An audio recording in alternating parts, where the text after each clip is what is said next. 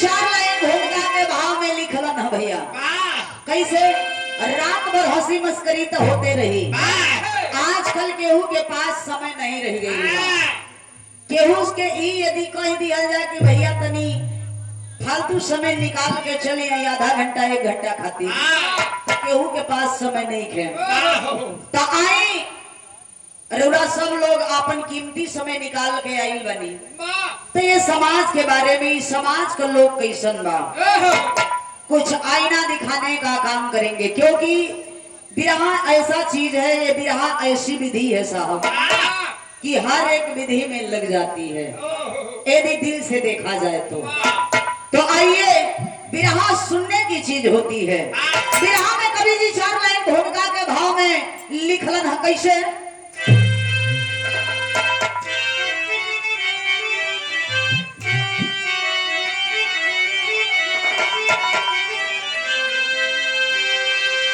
कैसे बेटी बनेगी बहुए खुदा, खोज दुनिया में सबसे बड़ा बाप का, जिंदगी कैसे जिएगी धन लोभ में, जब फैला करेगा जहर सांप का, क्या भरोसा करे खुद अपने पर जब हर धन के लोभी धर्म को मिटाने लगे। कभी राम शिष्य जमाना है कैसा, रिश्ते में काफी लगाने लगे।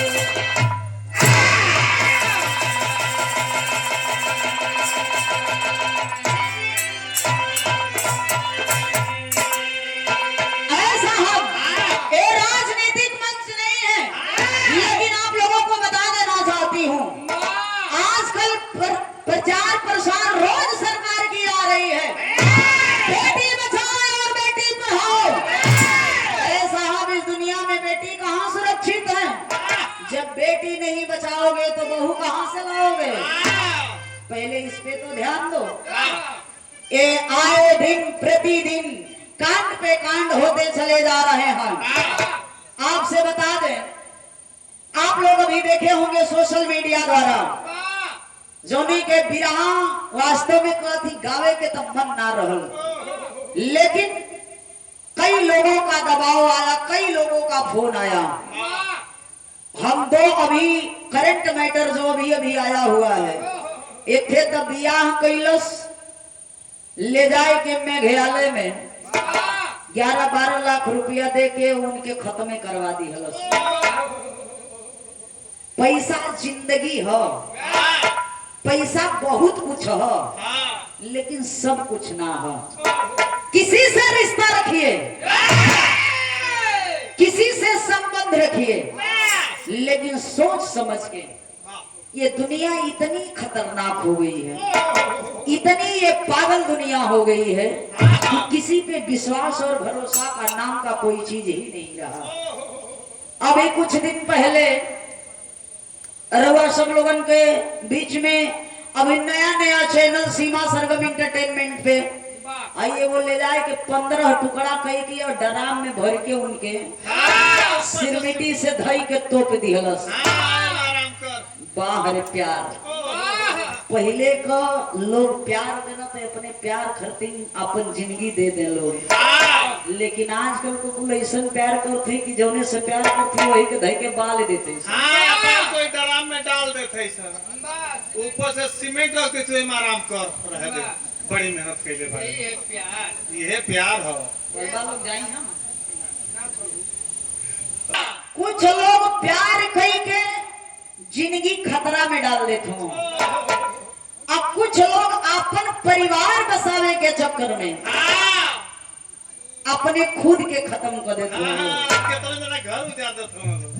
कुछ लोगों का घर बसावे के चक्कर में घर में उजड़ जाता, जिंदगी से चल जाता हूँ। तो कहले का मतलब है साहब, ये रुपया पैसा हाथ कमाइल है, आज हो काल नहीं रही। धन दौलत जमीन दुनियादारी यही जो छूट जाई, एक दिन चल जाएगा बा, कुछ मिली उली ना, न केहू कुछ लेके आई बा, न केहू कुछ लेके जाई।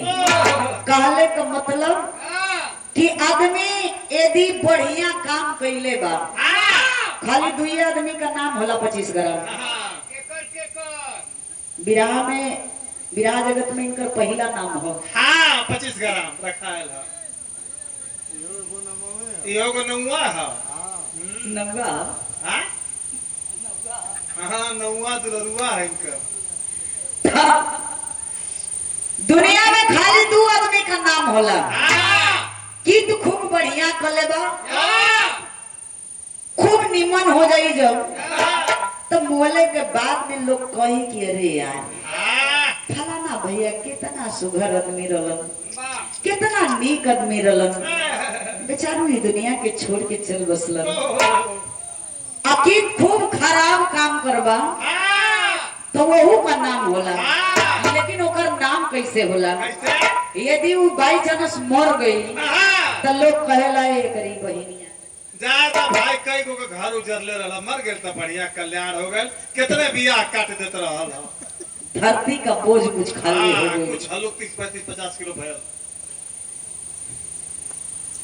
तो जौन भी करा लो तो सोच समझ के 4 दिन की जिंदगी फिर अंधेरी रात इस जिंदगी में कुछ है नहीं साहब। जैसा बोएंगे वैसा ही फल मिलेगा। बिरहा में कव्वाली का टुकड़ा लगल आवा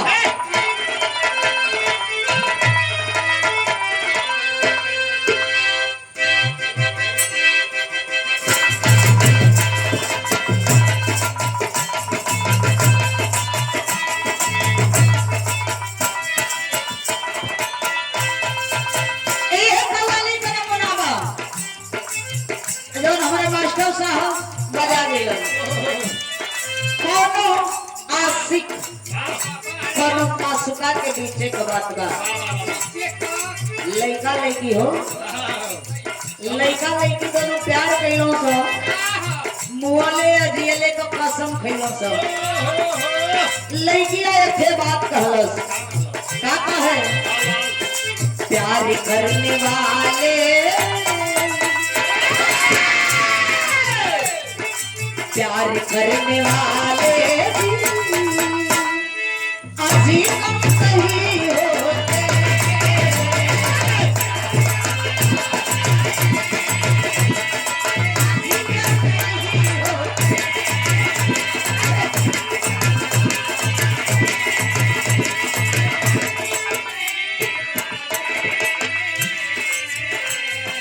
प्यार करने वाले जिया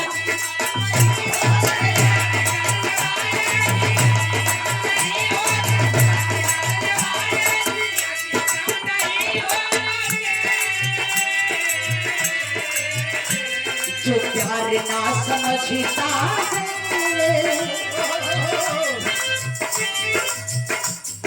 जो प्यार ना समझता है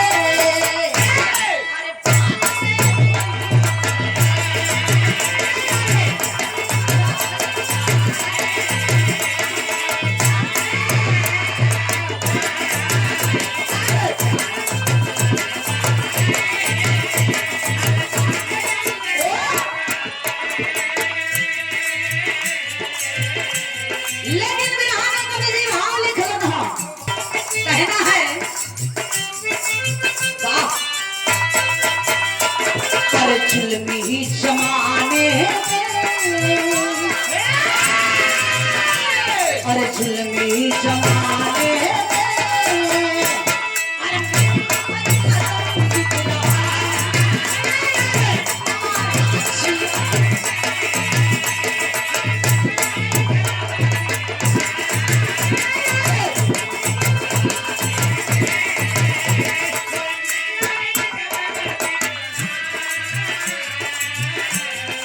जुल्मी जमाने में मेरा हर कदम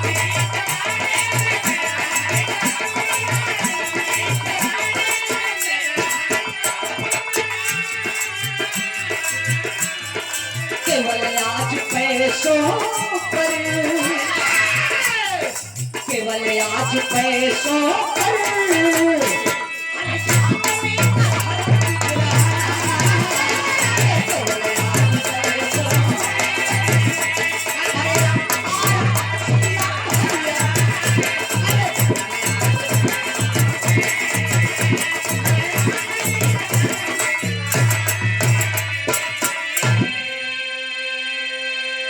जुर्मी जमाने में मेरा हर कर्म बिक रहा, वाह केवल आज पैसों पर आदमी का धर्म बिक रहा। ऐसा हम इंसानियत नाम का लगत कि धीरे धीरे काम खत्म हो गई बा। ए लिए जानत वालो, का हो जहाँ मैं तहाँ मैं नहीं। वाह ये दुनिया पैसा का लोभी हाँ हर लोग नहीं हो, हाँ लेकिन ये समझ लीजिए कि 100% में 95% लोग ऐसे हो गए हैं। हाँ पैसा है तो सब कुछ है, पैसा नहीं है तो कुछ नहीं हो। वाह विरह में कवि जी संकेत के ना नजर का लाइन लगी, कहानी शुरुआत हो गई। आवा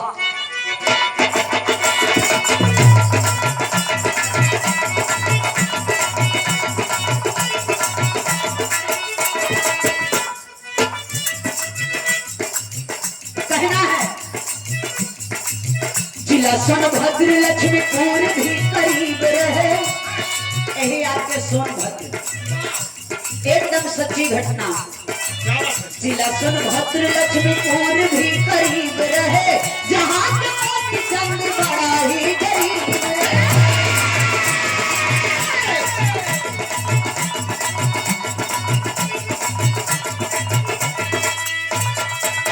चलाते रिक्शा वो परिवार को जिलाते थे, चला के रिक्शा वो परिवार को जिलाते थे, उसी से पूरी अपनी जिंदगी बिताते थे।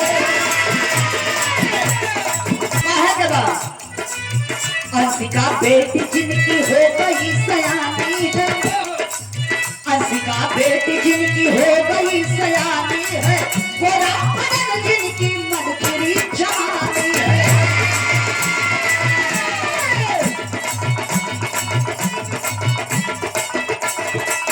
शादी की चिंता मोती चंद को सताने लगी, शादी की चिंता मोती चंद को सताने लगी, मैं प्रभावती महेश को बताने लगी।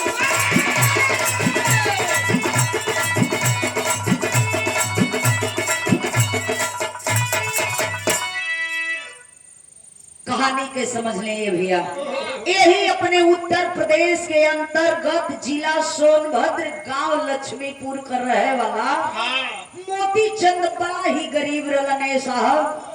प्रतिदिन सुबेरे का सूत के जागे अपन रिक्शा उठावे चल जाए, दिन भर रिक्शा चला के रुपया कमा के ए बाबू जो 2-4-10 रुपया का 100-200 का जवन भी कमाई होके वही हिसाब से राशन पताई रोज लेके आवे ए बाबू तो घर में भोजन बने।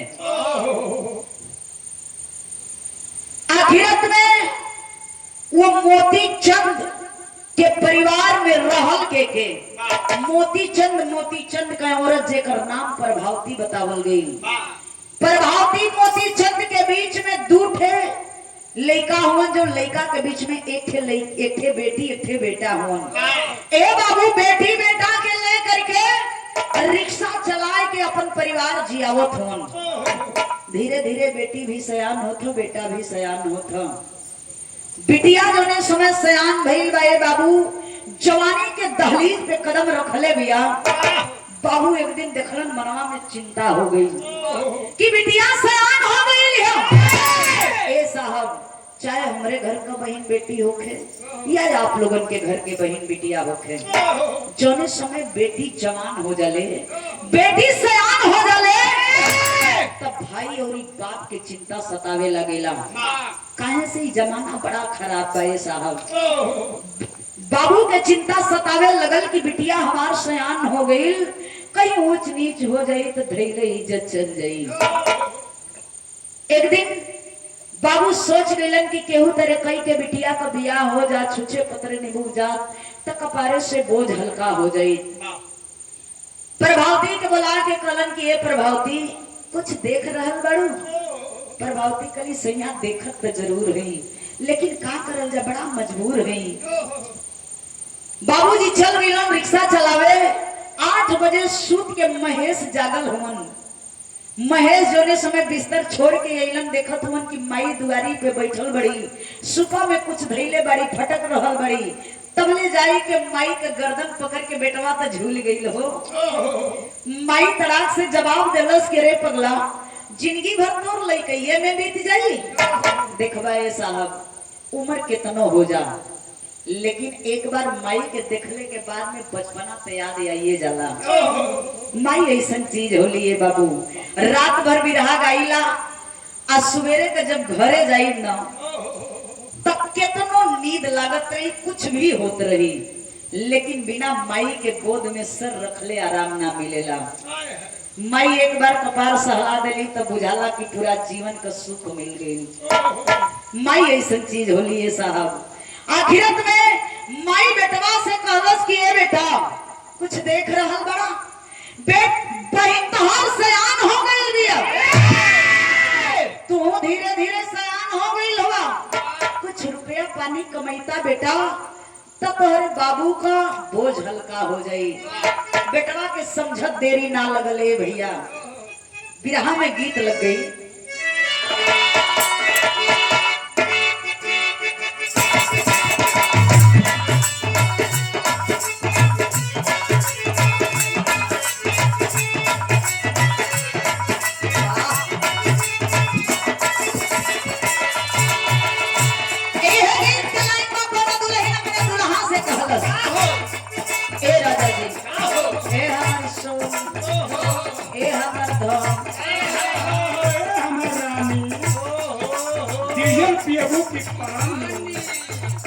कहो कभी जी बिरहा का हो कि डीजल पानी पियाला।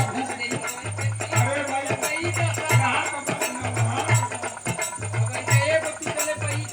हाँ दोनों टूटे तो का हो।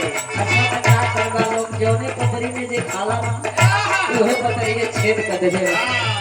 वही ना कहवा भाई आई देखला सब तरीका रुका का रुपया लगावत है। हां आज हो जा सुबेरे को कभी आई के कही के ना हां घरवा में ले बेलना हां ले मुसर तो दिमाग खराब हो जाता है। हां वही वो खाना मुसर डाल के कूट दो दिमाग सही हो जाए। मेरा क्यों मरते से कहला काम है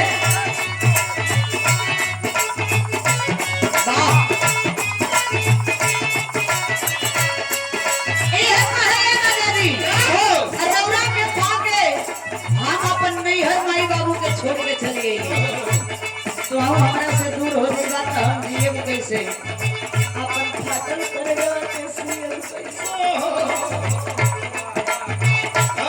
और इतनी को हो तुम मेरा रू हमारे से क्यों है हां सुई डोरा से सीली हो वो मेरा रू का है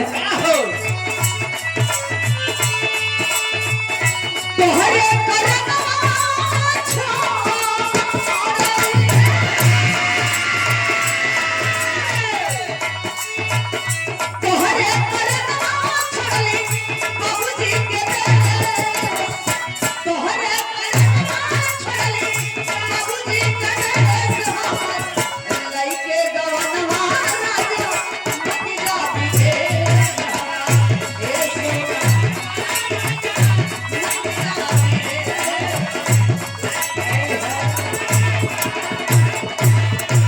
आप राजेश भैया के साढ़ू साहब हो। ये रिश्ता ठीक हो, साढ़ू से न जीते तो सरवेली से बदला ले। ये रिश्ता बहुत बढ़िया चल छोड़ना था। ये रिश्ता इतना निमन हो, ये इतना निमन हो कि दुनिया का कोनो रिश्ता फेल हो जाए।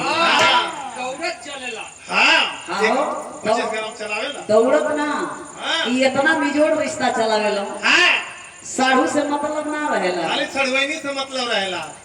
वही सही लोग करेला, ही बहुत हाल बेकार लड़का है। ये समझ ले कि बस्ती से आवे में हाँ इनके सड़ुवैनी का कम से कम कुछ नहीं तो कुछ नहीं 10 हाली फोन आई हुई। हाँ कहना कि मतलब मेहरुआ का फोन में ना आवेला। हाँ सड़ुवैनिया का दौड़ फोन आवत है। हाँ डिजाइन ना चली। हाँ कबला कहाँ पहुँचला, कबले आई कब का जाएगा। यार ब्लाउज के डिजाइन में चली। अच्छा भाई 50 वो डिजाइन के नाम खोल पिया पहना पिया का दिखाता है कभी जी रिसर्च कैले हम उन नारी विभाग से पीएचडी कैले हो। हाँ नहरिया विश्वविद्यालय में पढ़ले हम। चल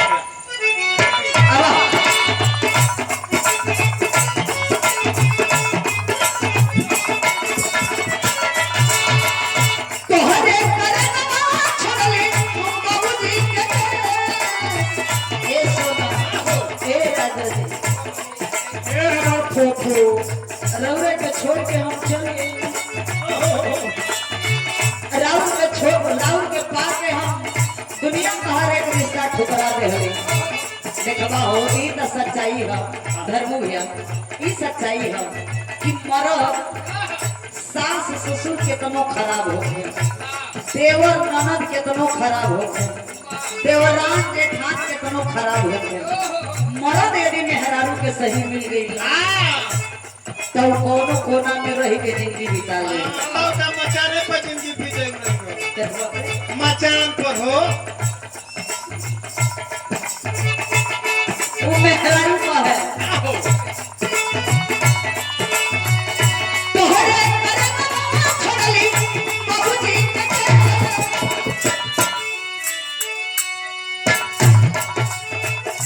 तोहरे करम छोड़ली बाबूजी लइके गवन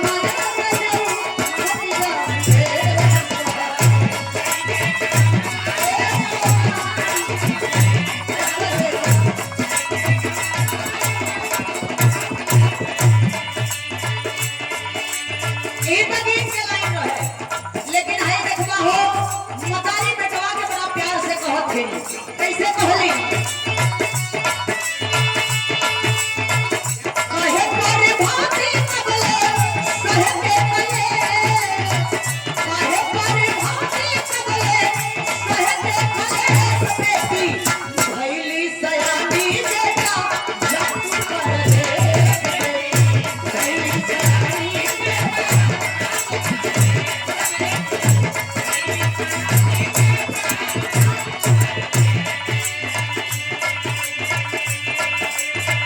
बिटिया सयान हो गई है चल रीता प्रदेश कुछ रुपया पैसा कमाए के देता तो कहले बाबूजी का बोझ हल्का जाए एक है बात औरी कहली है का कहतरी ये है कहतरी वो चला कमाई जब मिलला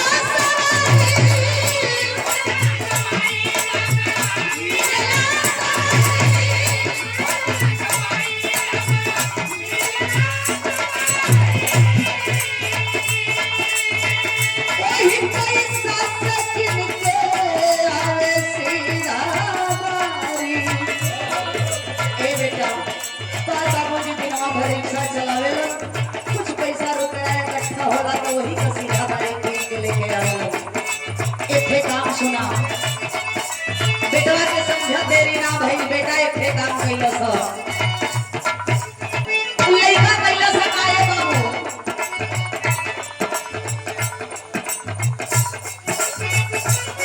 वाह गाड़ी धोत के यारी मारे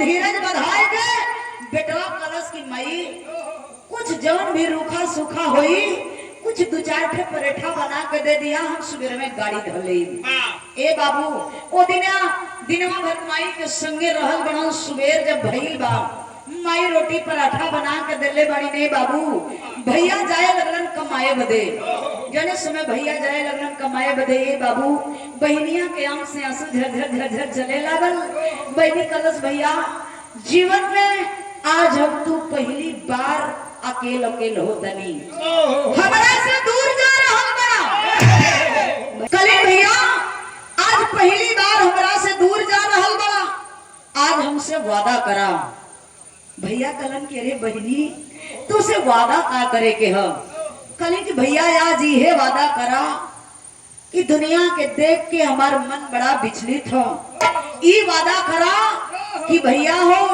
कभी भी हमरा से तू दूर ना होइबा हमरे राखी का कीमत पूरा जिंदगी निभैबा ए बाबू भैया कलन के अरे पागल हो गई बड़ू तो ही तो इथे हमारा आँख के पुतरी बाड़ू तू चिंता मत करा। ए भैया माई का बाबू का पैर छोड़न ह बेटा चल दिलन कमाए बदे। आज जब बेटवा कमाए बदे गईलन ह त गईलन कहाँ बिरहा में गीत चेंज हो गई।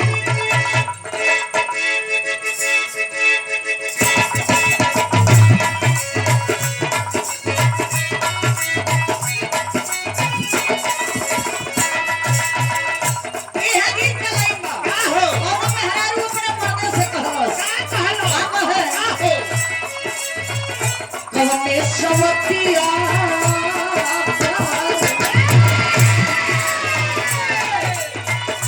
अवने सवतिया पर भाई गईला राजा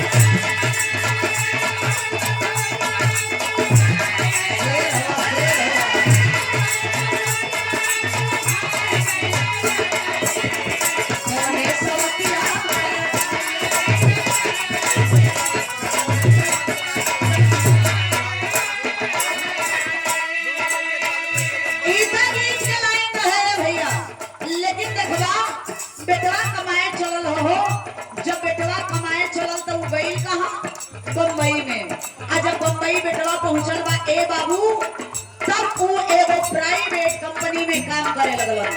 आज जब काम करे लगलन ए बाबू तब प्रमाण मिलल कि 8 महीना प्रतिदिन काम कैलन। 8 महीना के बाद ए भैया कुछ पैसा इकट्ठा भइल बा। अपने बाबूजी के फोन कैले बरन कलन बाबूजी कुछ पैसा आपके खाता में लगा देले बनी। एक थे बढ़िया से घर बर देख के अब बहिनिया का बियाह तय कैदा। बहिनी का बियाह तय होत ए भैया 8 महीना ड्यूटी कैले के बाद में पैसा इकट्ठे भइल बाबूजी के खाता में लगाए के कलन बाबूजी बहनिया खरतिन कहीं लड़का घर भर देख के बहनी का बियाह तय कैदा। ए भैया बाबूजी वह काम कैलन कि जवन उनकर बेटा कहलन। बिरहा सुनने वाले साथी गौर करेंगे। आखिरत में बाबू मोती चंद एक घर भर देख के बिटिया का बियाह तय कर दिहलन। बिटिया का बियाह तय भइल कितने में? एगो सीकड़, एगो अंगूठी, 50,000 रुपया तिलक, एगो गाड़ी में बियाह तय हो गई। बियाह तय भइल कैसे? पवन नाम के लड़का से रामपुर जाके बियाह तय हो गई। बाबूजी फोन कैलन है बेटा आज बड़ा खुश बात तोहार बाप। कैसन बाबूजी? का बात बा? बेटा हो तोहरा बहन का बियाह तय कर देले बनी। तब बाबूजी समय कितना दिन का मिलल बा? समय मिलल बा खाली 5 महीना का। तो ठीक बा बाबू कोनो दिक्कत नहीं बा। 5 महीना हम ड्यूटी करब, कुछ सेठ जी से पैसा एक्स्ट्रा ले ले चली आई बहन के बियाह में। बहन का बियाह बड़ा धूमधाम से करल जाई। ए बाबू मनवा में हजारों वो सपना बा कि बहनिया का बियाह कैसे करे के बा। धीरे धीरे वो समय 5 महीना का बीत गई। आज 5 महीना का समय बीतल ए बाबू तब आज देखे भैया बड़ा खुश हुन की बहनी का बियाह बा। बिरहा के भाव में कवि जी लिखलन है।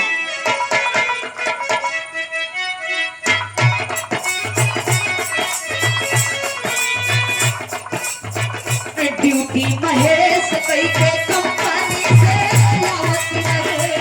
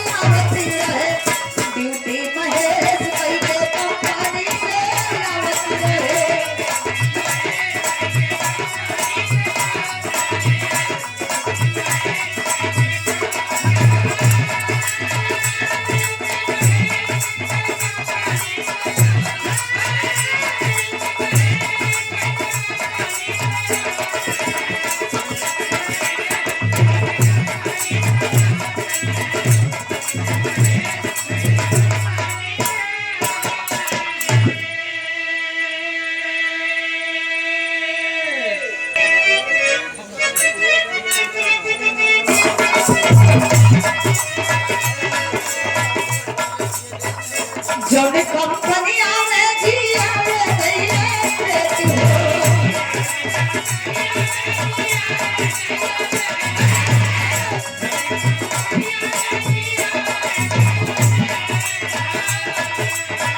ओही कंपनिया में धक्का मारले बासे हो।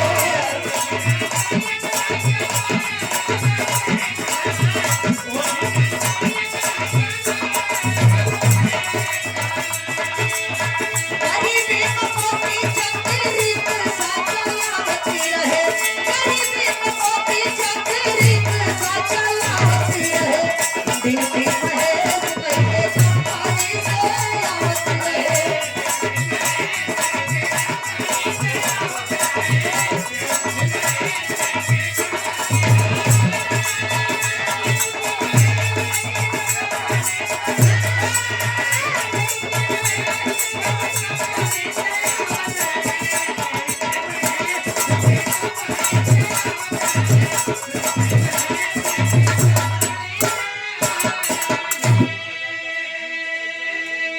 बिरहा सुनने वाले साथी गौर करेंगे।